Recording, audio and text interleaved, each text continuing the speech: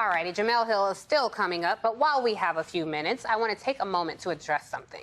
So if you at home have paid any attention to the echo chambers of cable news this week, you've likely seen a segment or two, or 50, about former White House press secretary Stephanie Grisham. She's spilling all the tea in her new book. But honestly, girlfriend can keep the tea, because we remember when she was guzzling down all that MAGA Kool-Aid. And some of you may not even know who Grisham is, considering she literally never held a single press briefing and worked for a White House that referred to the press as an enemy of the people. So kind of a slap in the face, right, to title her book, "I'll Take Your Questions Now." In it, she paints 45's White House as what we all already knew it to be: a house of horrors. So since she'll take our questions now, I've got one. Hey, Stephanie, this you? You were ready to throw every one of your problematic colleagues under the bus in favor of your guy who, according to your book, went from being a genius to a goon pretty quickly.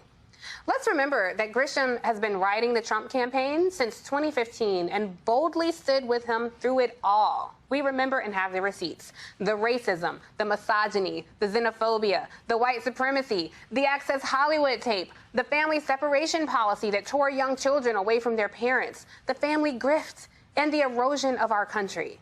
And after all that, there are still some in the press who will no doubt offer her free book promotion and salivate at the chance to interview her as she seeks to gain relevance and money at the expense of her former co-conspirators, just as she sought to gain Trump's favor at the expense of this democracy.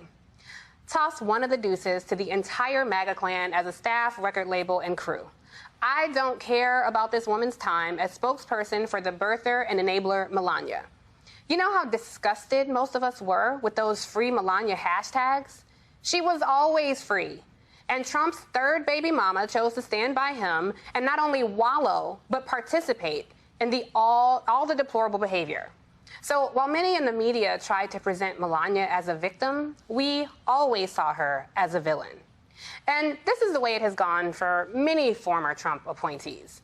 They get to fail up, riding mediocrity to the highest levels of government, hack away at the diverse foundation of America, and walk away from all the rubble, only to be met with sweet cable news contracts, lucrative book deals, softball interviews, and zero accountability. Any idea how this looks to the rest of us? Grisham has 2 traffic arrests, including pleading guilty to a DUI, and she lost 2 previous jobs amid alleged charges of plagiarism and cheating on expenses. That's right. She was embroiled in scandal and arrested twice, and still landed a high-profile position in the White House. Yet, black and brown people are still subjected to a very punishing criminal justice system, and those among us who have records can't get a job anywhere, while the privileged and incompetent get to laugh at our tears all the way to the bank. Even in the case of Omarosa, who was all too willing to shame the ancestors in favor of a white supremacist. She went from Trump foe to friend to fan to outright fool. But it paid off for her as well. An arbitrator ruled this week that Trump wouldn't be able to enforce a non-disclosure agreement against the former reality TV star turned White House aide turned relic of yesteryear, who wrote a tell-all book about her time in the Trump administration.